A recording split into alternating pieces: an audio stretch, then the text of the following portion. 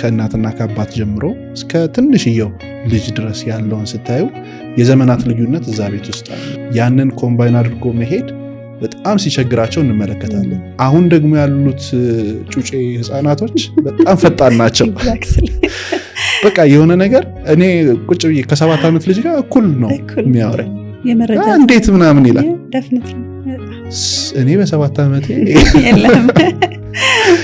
ይህንን ዳይናሚክስ እንዴት ነው አቻችሎና ሁሉም ተግባብቶ እንዲሄድ ማድረግ የሚቻለው? ሁሉንም ነገር ፕሮብሌም ፍሪ ኢንቫይሮንመንት ክሬት ማድረግ አችልም፣ ግን አትሊስት በእውቀት ማጥበብ ይቻላል ብዬ አስባለሁ። እና ትልቁ ሬስፖንሲቢሊቲ ያው የወላጅ ነው። እንግዲህ ወላጅነት ላይ ነው ብለናል። ቢካዝ ትንሹ ልጅ አንተን እንዲረዳ ኤክስፔክት አታደርግም አይደል? እንደ ወላጅ ኃላፊነትም ጋይድ ማድረግ አይደለ? ጋይድ ስታደርግ ደግሞ ከፊት እየቀደምክ ነው።